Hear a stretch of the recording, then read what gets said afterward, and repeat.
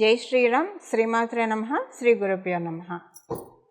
2024 సంవత్సరం జూన్ మాసంలో 15వ తారీఖు నుంచి జూన్ నెల 29వ తారీఖు వరకు కూడా గోచారంలో ఒక విశేషాంశం ద్వాదశ రాశుల వాళ్ళకి చోటు చేసుకుంటుంది. ఆ విశేషాంశం ఏంటంటే బుధాదిత్య యోగం. బుధాదిత్య యోగం ద్వాదశ రాశుల వాళ్ళకి యాక్టివ్ కాబోతూ ఉంది గోచార గ్రహస్థితుల రీత్యా. అసలు ఏంటి బుధాదిత్య యోగము, దీనివల్ల వచ్చే ఫలితాలు ఏంటి, ఇవన్నీ మనం చూద్దాము. బుధాదిత్య యోగం ఎప్పుడైనా సరే రవి బుధులు కలిసి ఒక రాశిలో ఉంటే కనుక దాన్ని బుధాదిత్య యోగం అంటాము. ఈ బుధాదిత్య యోగము 12 రాశుల్లో కూడా రవి బుధులు కలిసే అవకాశం కలుస్తారు. ఎందుకంటే రవి బుధులు ఇద్దరు కూడా పక్క రాశుల్లోనే ఉంటారు, లేదంటే చాలా టైమ్స్ వాళ్ళిద్దరు కలిసి ఒక రాశిలోనే సంచారం చేస్తూ ఉంటారు. అంత మాత్రాన అందరికీ బుధాదిత్య యోగం అప్లికేబిలిటీ ఉండదు.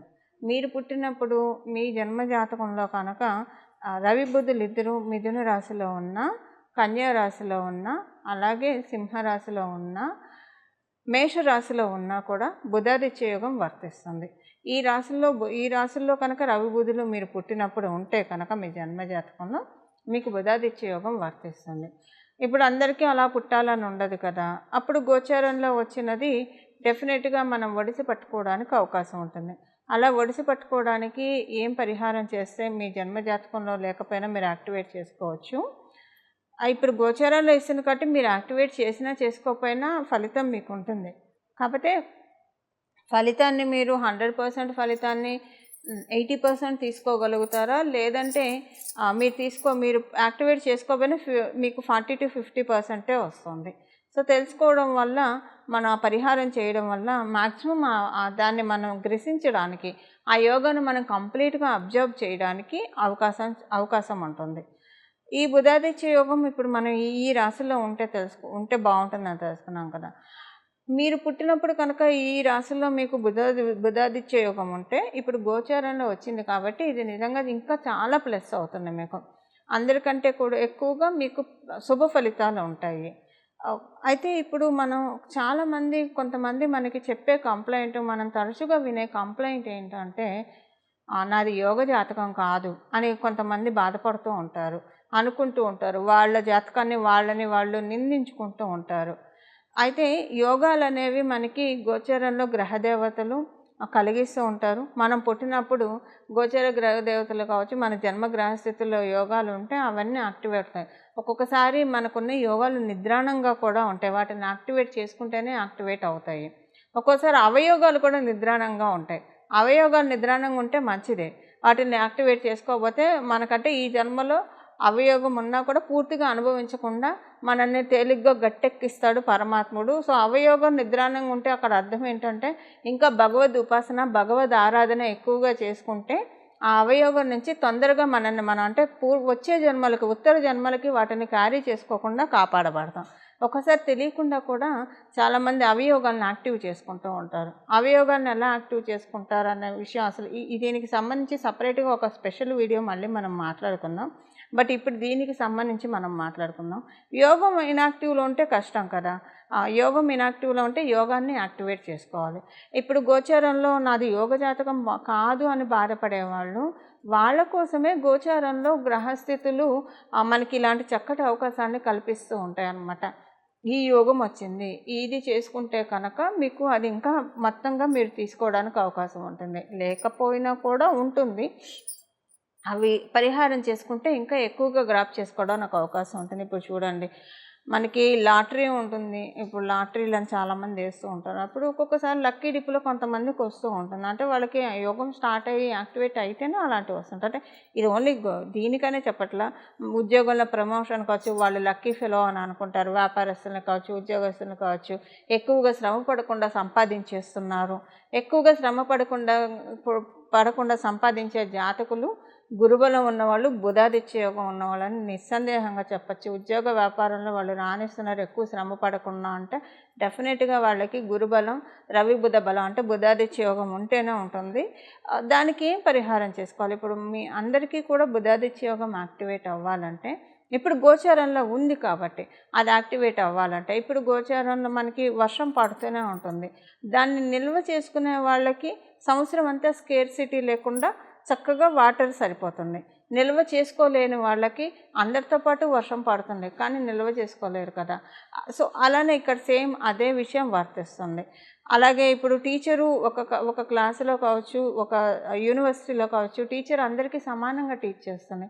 కానీ యోగం బాగా ఉన్నవాళ్ళు ఎక్కువ పాయింట్స్ క్యాచప్ చేయగలుగుతారు. టీచర్ చెప్పిన దాంట్లో ఎక్కువ పాయింట్స్ వాళ్ళు ఎక్స్ట్రాక్ట్ చేయగలుగుతారు వాళ్ళ బ్రెయిన్ తోటి. కొంతమంది అసలు చెప్పింది కూడా క్యాచప్ చేయలేకపోతారు. కొంతమంది చెప్పినంత వరకే క్యాచప్ చేస్తారు. కొంతమంది ఎక్స్ట్రాక్ట్ చేసుకుంటారు, ఇంకా కొన్ని క్వశ్చన్స్ కూడా అడుగుతారు. సో ఇదంతా ఎవరికి జరుగుతుంది? జన్మజాతకంలో బాగా యోగం ఉన్న వాళ్ళకి. సో టీచర్ అందరికీ చెప్తుంది. అలాగే ప్రకృతి మనందరికీ యోగాన్ని ఇచ్చినా కూడా, అంటే గోచరంలో యోగాన్ని ఇస్తుంది. ఎవరికి ఎక్కువగా క్యాచప్ చేసుకోగలుగుతారు? వాళ్ళ జన్మజాతకంలో ఆల్రెడీ యోగంలో పుట్టిన వాళ్ళు ఎక్కువ క్యాచప్ చేసుకోగలుగుతారు ఈ గోచరంలో వచ్చిన యోగాన్ని కూడా. అలా కాకుండా అందరూ క్యాచప్ చేసుకునే విధంగా ఈ మనం ఇప్పుడు ఏం పరిహారం చేయాలో కూడా మనం ఒకసారి చూద్దాం. అసలు దీని ఫలితాలు ఎలా ఉంటాయి, ద్వాదశ రాశుల వాళ్ళకి విడివిడిగా మనం తెలుసుకుందాము. మేషరాశిలో పుట్టిన వాళ్ళకి బుధాదిత్య యోగం ఎలాంటి ఫలితాలను ఇస్తుంది? మేషరాశిలో పుట్టిన వాళ్ళకి, మేష లగ్నంలో పుట్టిన వాళ్ళకి ఈ బుధాదిత్య యోగం చాలా చక్కటి ఫలితాలను ఇస్తుంది. కమ్యూనికేషన్ చాలా బాగా వెళ్తుంది. మీరు చాలా ప్రాపర్గా కమ్యూనికేట్ చేయగలుగుతారు. అందరికీ కమ్యూనికేటివ్ ఫీల్డ్స్లో ఉన్న వాళ్ళకి చాలా బాగా ఉంటుంది. ఏదైనా ఇన్వెస్ట్మెంట్స్ ప్లాన్ చేయడానికి బుధాదిత్య యోగం మీకు సపోర్టింగ్గా ఉంది. పిల్లలకి సంబంధించి ప్రత్యేకించి చాలా మంచి శుభ సమయమే బుధాదిత్య యోగం. మీకు ప్రత్యేకించి పిల్లలకి ప్లస్ చేస్తూ ఉంది మీ జాతకంలో ఉన్న బుధాదిత్య యోగము. ఏదైనా ప్రాజెక్ట్స్ మీరు ముందుకు తీసుకెళ్ళలేకపోతూ ఉన్న ప్రాజెక్ట్స్ ఏమైనా పెండింగ్ ఉంటే ఆ ప్రాజెక్ట్స్ అన్నీ కూడా చక్కగా ముందుకు వెళ్ళడానికి, దాన్ని మీరు ముందుకు తీసుకువెళ్ళడానికి బుధాదిత్య యోగం మీకు చాలా సపోర్ట్ చేస్తూ ఉంది. అంటే కొంత మీకు కమ్యూనికేషన్ విషయాల్లో కావచ్చు, లేదంటే మీ తండ్రి గారికి కొంత బాగా ఉంటుంది. ఇప్పుడు మీకున్న బుధాదిత్య యోగం వల్ల చాలా ప్లస్ జరుగుతుంది. అలాగే మీకు కూడా అదృష్టకరమైన సంఘటన మీరు చూస్తారు. అంటే న్యూస్ వినడం, మీకు అదృష్టం అనిపించిన సంఘటన జరుగుతుంది. విదేశాలు వెళ్ళాలనుకున్న వాళ్ళకి మీ ప్రయత్నాలు అన్నీ కూడా చాలా చక్కగా సఫలీకృతం అవుతాయి. బుధాదిత్య యోగం మెయిన్గా ఫైనాన్షియల్గా సెక్యూర్ చేస్తూ ఉంది మేషరాశిలో పుట్టిన వాళ్ళందరికీ కూడా. అంటే షార్ట్ టర్మ్ ఇన్వెస్ట్మెంట్కి సంబంధించిన అమౌంట్స్ రిలీజ్ అవ్వడానికి అవకాశం చక్కగా ఉంటే మీరు ఆశించిన స్థాయిలో రిలీజ్ అవుతుంది ఈ బుధాదిత్య యోగం వల్ల. ఇది మనం తెలుసుకున్నట్టు ఈ రాబోయే 5 నెలల్లో ఈ ఫలితాలు బుధాదిత్య యోగం మీరు యాక్టివేట్ చేసుకుంటే గోచారంలో ఉన్నది ఎలా మీకు ఫలితాన్ని ఇస్తుంది? ఇప్పుడు మనకి జరగబోయే ఈ బుధాదిత్య యోగము జూన్ నెల 15వ తారీఖు నుంచి 29వ తారీఖు వరకు బుధాదిత్య యోగం ద్వాదశ రాశుల వాళ్ళందరికీ ఉంది. ఈ ఉన్న బుధాదిత్య యోగము ఈ ఫలితాలు ఈ రాబోయే 5-6 నెలల్లోపు మీరు తీసుకోవడానికి, గ్రాప్ చేసుకోవడానికి చాలా చక్కగా ఉంటుంది. ఇప్పుడు మనం పరిహారం చూద్దాం. పరిహారము ఎప్పుడైనా రవి బుధులు ఇప్పుడు మిథున రాశిలో కలుస్తూ ఉన్నారు కాబట్టి చక్కగా శ్రీరామచంద్రమూర్తిని ఆరాధించడం చాలా చక్కటి పరిహారము.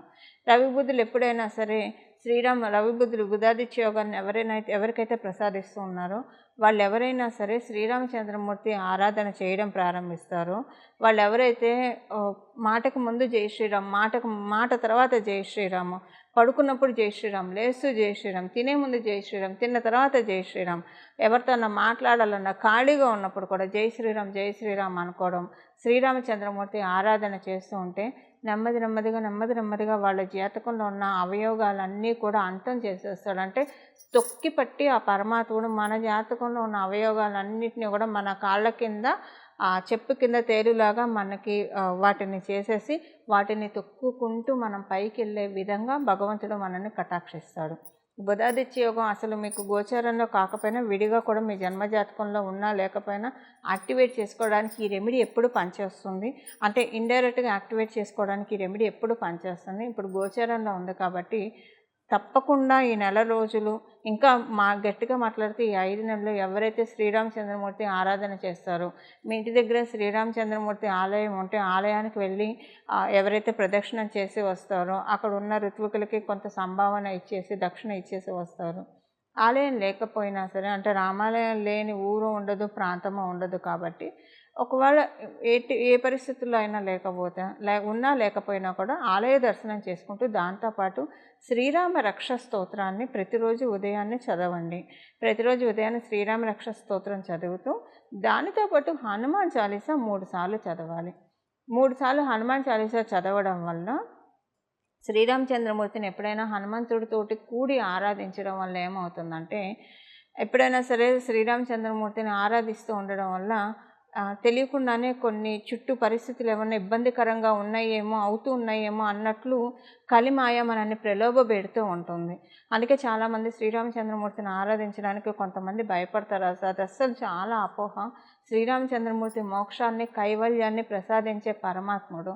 ఆయన్ని పట్టుకొని సర్వస్వ శరణాగతి చేస్తే మన జీవితంలో సాధించలేనిదంటూ ఏముండదు. కాకపోతే ఈ కలిమాయ వల్ల, ఈ లౌకిక మాయ వల్ల భయపడుతూ ఉంటారు చాలామంది. అసలు చదువుకోగానే, ప్రారంభించగానే ఏవో ఒక అవరోధాలు, ఇంట్లో ఏవో ఒక ప్రతికూలతలు చూసి అమ్మో ఈ పూజ వల్ల ఇలా అయిందేమో అన్న భ్రమలోకి, అపోహలోకి వెళ్ళిపోతారు.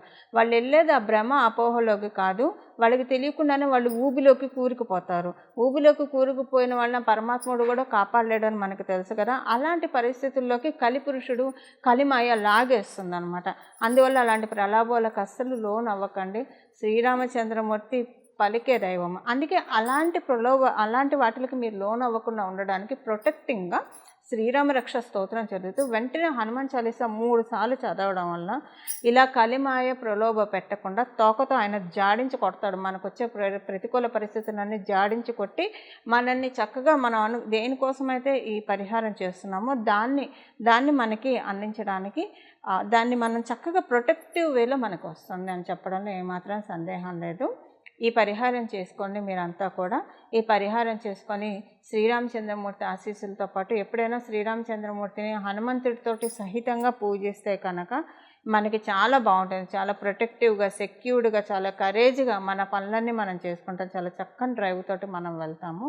ఈ పరిహారం చేసుకొని బుధాదిత్య యోగాన్ని మీరందరూ కూడా యాక్టివేట్ చేసుకోవాలని, తద్వారా వచ్చే శుభ ఫలితాలని మీరందరూ అందుకోవాలని చెప్పి నేను కూడా మనస్ఫూర్తిగా శ్రీరామచంద్రమూర్తిని అలాగే హనుమంతుని ప్రార్థిస్తున్నా. దాంతోపాటు ఒక చిన్న మంత్రం కూడా మీరు ఈ 5 నెలలు స్మరించడానికి ప్రయత్నించండి. రక్షాస్తోత్రం, శ్రీరామ రక్షాస్తోత్రం, హనుమాన్ చాలీసాతో పాటు మీరు ఏం చేస్తూ ఉన్నా సరే, ఏ పని చేస్తున్నా ఈ నామాన్ని కూడా జపించుకోండి. ఈ 5 నెలలు విడవకుండా ఈ నామాన్ని భక్తి శ్రద్ధలతో జపించండి. మీరు పొద్దున్న లేచిన దగ్గర నుంచి రాత్రి పడుకునే వరకు కూడా, మొదలుకొని రాత్రి పడుకునే వరకు మీరు ఏ అవస్థలో ఉన్నా సరే, అంటే ఎటువంటి కండిషన్లో ఉన్నా సరే, మీరు మనసులో అయితే ఈ నామాన్ని జపించుకోవచ్చు. మీరు ఆడవాళ్ళైతే ఋతుక్రమంలో ఉన్నా, లేదా అశౌచంలో ఉన్నా, ఎలాంటి జాతా శౌచంలో ఉన్నా, మృతా శౌచంలో ఉన్నా, ఎలాంటి పరిస్థితుల్లో ఉన్నా ఈ నామాన్ని జపించుకోవచ్చు. ఎందుకంటే ఒకవేళ మీరు ఋతుక్రమంలో ఉండి, లేదా అశౌచంలో ఉన్న, జాతా శౌచం, మృతా శౌచంలో ఉంటే రక్షాస్తోత్రాన్ని, హనుమాన్ చాలీసాని చదవచ్చా చదవకూడదు అని అది చదవచ్చు, అంటే చదవకూడదు యాక్చువల్గా. సో అలాంటి అనుమానం ఏమన్నా ఉన్నప్పుడు ఈ నామాన్ని చదవచ్చు. బట్ చదవగలిగిన రామరక్షా స్తోత్రాన్ని అలాగే హనుమాన్ చాలీసాని చదువుతూ ఇది కూడా చదువుకుంటే కనుక అద్భుతమైన ఫలితాలు ఉంటాయి. ఆ మంత్రాన్ని ఇప్పుడు మనం చూద్దాం. శ్రీరామ భక్తాయ హనుమతే నమః. శ్రీరామ భక్తాయ హనుమతే నమః. శ్రీరామ భక్తాయ హనుమతే నమః. ఈ నామాన్ని చక్కగా పగొడిసి పట్టుకొని చాలా చక్కటి అనుకూల ఫలితాలని మీరందరూ అందాలని చెప్పి, మీరందరూ అందుకోవాలని చెప్పి నేను కూడా మనస్ఫూర్తిగా శ్రీరామచంద్రమూర్తిని మరియు హనుమంతుడి చరణాలని ప్రార్థిస్తూ మంగళం. నమో భగవతే వాసుదేవాయ.